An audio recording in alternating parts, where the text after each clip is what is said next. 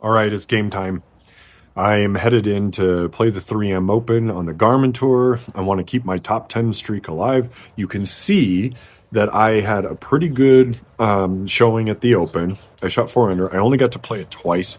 I had so much traveling to do this week. I had lots of filming that I wanted to do. I had my member guest.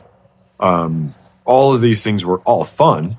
Don't get me wrong, but now I've got to settle back in, get my golf game right. It was not where I wanted it to be during the member guest, but it was maybe the best tournament competitive environment that I've played so far.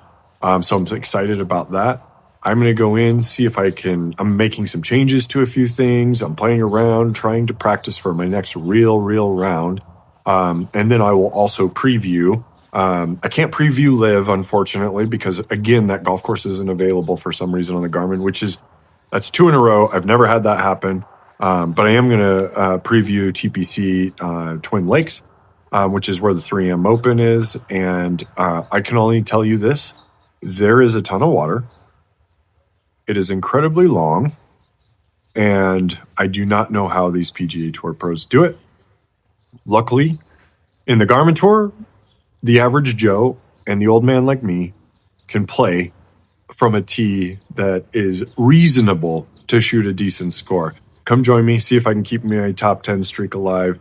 I sure appreciate you. Subscribe for more soon.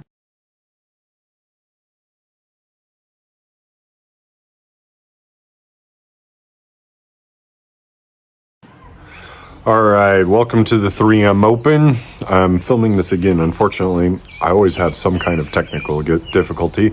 I guess that's part of just not knowing what I'm doing, but I'm learning as I go and I'm enjoying it as I learn, but it's frustrating when I have to do it more than once. One of the things I've just done, that's a terrible drive, by the way, but what I've done is during my men's club or my member guest, I switched things up. I moved, I've been trying to get my spin to like an area I want it on my driver. I was trying to get to about 2,000 RPMs. I like it sitting right there. If it gets up to 2,300, it's fine. Once I get beyond that, it's so spinny, I lose so much distance. And what's interesting is I put an X stiff in there. It is the same shaft I think Scotty Scheffler has. It is awesome. Now, having said that, it's tightened my dispersion window, which I really appreciate. However, I'm spinning it again, and the reason I'm spinning it, just before this round, I went and moved it from my heel. I have a 13 gram weight in the heel, and I moved it to the rear, and then I put the 3 gram in the heel and the 3 gram in the toe. Unfortunately, what it's done is like I hit that 291, which is obviously pretty far for any course that you're going to play, but when you're trying to play a tour course, luckily that's not what's happening here. I'm playing it, they're 1 tee box up, but when I go to play the long golf course, which I'm going to preview here at some point, it does not go nearly far enough. I need more 330, somewhere in there, which is, I have the swing speeds to do that, but it's getting that club to match. Now, I broke the face of my QI10, which is super unfortunate because I love the QI10. I had like the perfect setup with the LS QI10, and then they sent me the QI35, and I cannot get that low. It's still a low spin driver. I've got it down to, if I set it to 7 degrees, I have a chance. The only thing I don't like about that is it has too much of an open face at 7 degrees. And aesthetically, I don't like how it looks. I like the little bit deeper face, slightly open. So if it's 8.5, it's not bad, but I'm still spinning. Now, I'm experimenting. I like to keep the common denominators the same. So when I keep the common denominators the same, I just went to normal setup. And so it's at 9 degrees. That's where my standard is. And I keep it there almost exclusively. And try to make everything kind of work around that, and then I'll adjust from there. So my next step after this round, just seeing how much I'm spinning it and how short the golf ball's going, I'm going to change. I'm going to go down a half. I think they go I want to say it's about a half degree. So I'm going to try to take it to somewhere in that 8.5 or 8.25, somewhere in there. It might be quarter each time. I'm trying to remember as I'm doing it, but I'll take it down one notch at a time. I'll hit enough to equal around. So 14 drives is usually enough to give me a really good feel of, okay, this is what the ball is doing. I have a really, really good idea, and go from there. So one thing that in playing this golf course, I don't necessarily need the length as I'm playing the tournament, but what's really, really tough is I've got to know my carry yardages, and right now I'm not feeling really confident about my carry yardages with the driver, because like this is a great example. I have to carry those traps, and it looks like I did. It looks like 275, 276, somewhere in there is kind of where it was. That was hit pretty well, but it's only traveling. It's not even going 300 yards, and that's a spin issue, but it's highly accurate. But another birdie, so that's great. There is so much water on this golf course, I can't even tell you. So that's why the cover yardages are so critical. And here's another great example. It's like I got to cover a ton of bunkers and then put it in the fairway. And then if I want to go for this in two, look at how long this hole is. It's 530 yards with water all the way down the left, and then bunkers all on the tee shot. So I hit that perfect. I hit that exactly where I wanted. And I thought it would be enough to almost catch that cart path. And I'm not even close with this setup on my driver. Having said that, I'm hitting it super straight, and I'm at 2,800 RPM. This is where the simulator helps so much. You can just getting it in live action, seeing how it translates, how it performs.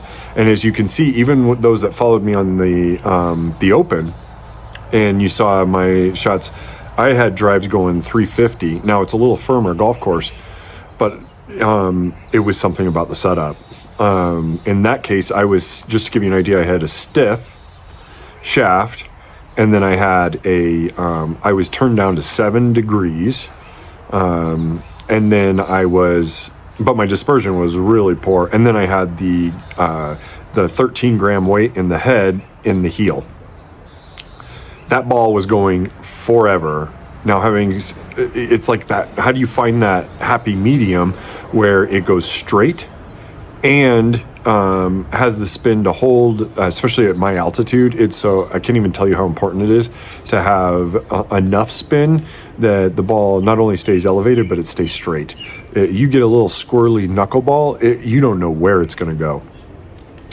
All right, this is hole number 8. 189. I'm going to hit 7-iron here because it's a little bit downhill, and I have a little extra gear with 7-iron if I need to, and that's perfect. Carried at 181 and another birdie. So I'm off to a really, really good start. 7-iron at altitude, to give me ideas, are about 205, 197 carry. On here, I have this like gap. Like 8-iron, I can only push to 171-ish on the carry, and there's no chance I can hit that there and get it there, even if I try to draw it or anything like that. You can see how predictable that drive is with this shaft. But again, look how short it is, which is fine in this, but terrible when I have to go play the regular tour course. Like, there's a reason the guys hit 330. It's just so long, and I just hit it in the water. I don't know why I was aimed over there. That's awful. Not gonna lie, that is absolutely awful. Dang it, I had a pretty good round going. I think I was 4 under at this time, and now, of course, I have to draw way back. Yeah, I'm 4 under. Let's just see if I can get double out of this. So what I'm gonna do is I'm gonna just hit a 5 wood. Oh no, I can't. Yeah, I've got to hit 125 yards. Shoot. Oh, I did get to drop all the way up there. Okay, so that was my pitching wedge. Just a little bit too much. It would have been sweet to squeak a bogey out of there. Similar to the Tiger points, I've been talking about. Double bogeys are the cardinal sin. Like, I can't make up for it. I have only 8 holes to make up for it, and I can't do it. Looks like another beautiful drive, short. Yeah, because it's interesting. My carry's not really that different. You know, sometimes I'll get carries that push 300 if the setup's right, but it's just how far it goes from there is the biggest difference. And then this has been really an awful struggle for me on the real golf course, is getting it within a 6-foot window. And you can see same thing here. I'm 10 feet and I am not reliable enough with the putter from inside 10 feet. And it's mostly from a reading green standpoint. Watching Scotty Scheffler in the Open, I saw that he had 49 of 53 putts made inside 10 feet. I have a pretty good idea that I am going to focus on that as a drill. I'm going to probably take 10 balls at a time, toss them in a 10-foot circle, and then if I do that 5 times roughly, and I only miss 4 would be the goal during that time frame. And I think it might take a few hours to complete that, but I think that would really help improve my scores more than anything. As I've gone through my injuries, I'm having my ball striking has improved dramatically, back to almost where I feel like it's good enough to be at a scratch level and predictable scores. Because one of the biggest things holding me back when I first came out of my injuries was my T-ball. I was out of play before I even started. I'm making double bogeys, and I have, again, the Cardinalson, and you just can't make up with enough birdies. And my irons didn't suffer too much, but then as my driver came back, my irons start to suffer.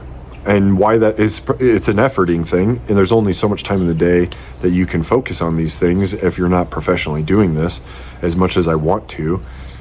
So the game really, really suffers. Here's another one of those shots. Hopefully I can, that's just not good. That's just not good from that close. And that's real. You can see there's so much frustration here if I'm hitting shots inside 50 yards and I can't even be inside a 15-foot circle. That's just absolutely ridiculous. It's preventing me from scoring. All right, 178, 7-iron, right at it. Oh, get in there. Yeah, that's a good shot, right? I'll take that every single time. Every time I make a 2 on a par 3, you got to think that you're making up more than a stroke on the field. That's really, really important. Par 3s, if you can nail that. I know Jason Day went one year, and his goal was just to have a 3 average on par 3s, and I believe he accomplished that. But that's insane. And I do not know why I'm aiming over there. Again, just dumb mental errors. That was a really well hit drive, and the worst of results. Oh, this is the kind of stuff that absolutely kills rounds. And then look what I'm doing to compound it. In my frustration, because I'm pissed off, I'm not going to lie, I had a little too much caffeine this morning. My kids are yapping like crazy behind me, and my anxiety level is through the roof, and that shot just really ticked me off. I know it's just a game, but it ticks me off. Hitting bad scores, I can't stand it. And it's a reflection of the same things that I do on the golf course. I'll go double, and then I'll make a bogey right afterwards. And you watch Scotty, who turns it right into a bogey right out of the gates. And then I can't even get it close from there. Look at this. I mean, that's triple bogey. I'm 4 under going into the hole number 9, which is a really tough hole. And now I'm 1 over.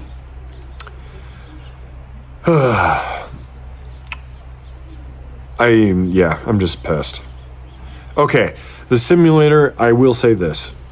One thing I love about it is, I just get to go hit another shot really, really quick and erase it. I didn't do that here, but if I was just playing on my own, I would just hit mulligan and retake the shot and make the right choice that time, and kind of see. I love being able to go evaluate, and it's something you should absolutely do on the golf course as well. You don't get to re-hit it, but you can mentally redo it. Like, what should have I done? Whether it's a putt, just taking a moment, evaluating why I missed. Okay, it happened. This is what happened, and then move on. The other thing is, the thing that's nice about a simulator, obviously you're lined up correctly, which is a huge part of the deal. And you can see I just adjusted a little bit to make up for my cut that I have going on. I hit as straight as an arrow. But one thing that I had a really hard time with my simulator and then translating it to the golf course was living inside that box, which I think there's a mental thing here where on the simulator, you just hit and you're not super concerned with the result. Even though, like I said, I care about how the result looks on here, I get to play with such a frequency that, or I can just start the game over or whatever it may be, that it's okay to hit a bad shot and you're okay with the result. It's not as painful. When I'm on the real golf course, I imagine that most people are this way. You don't get to go play every day. It's not like you get to go get your redemption the next day, like maybe a professional does. Like Bryson DeChambeau, he goes 78, and then he goes and shoots 16 under over the next 3 days. He got his full redemption, and I'm sure it eats at him. I'm sure of it. But ultimately, he got to go work out all those things that he was struggling with. The simulator kind of fills that gap for me, which is awesome. But I got to get into that mental box. So here, that's what I'm going to do. I'm going to hit a tee shot. I've chosen the right shot. Again, it's shorter than I want. I'm going to adjust my settings after this round because 290 is not enough from the back tees. That gives you an idea how good tour professionals and how long they need to be. Okay, I'm aiming to the... I don't know why I'm aiming over there. That's absolutely ridiculous. I didn't aim appropriately. And look, another mental error. There's no reason I should be doing this, right? I just brought the water into play and I brought 2 bunkers into play just because I didn't think to aim appropriately. These are the things that add up, especially on the golf course, but I get to evaluate it here and now I can take it to the golf course as I make better decisions. Part of it is I'm just got high anxiety right now. I'm being driven crazy in my home, which happens. Oh, don't spend too much. Okay, I finished it +1 with a triple and a double. That is infuriating. I feel like Bryson right now. I am going to play this round again. I don't know when, but let's see where I finish. I'm guessing I'm going to be top 10 just because I'm in 3rd. And the only reason that is because it's Monday and it's Monday morning. Nobody's played this course yet. By the end of Sunday, I have a feeling that it's going to be somewhere around 8 to 10 under is going to win this. This round was a great example, if you were to go play with me on the real golf course, the stupid mistakes that I'm trying to avoid, and just talking these things through with somebody. I know it's just an accountability piece being on YouTube.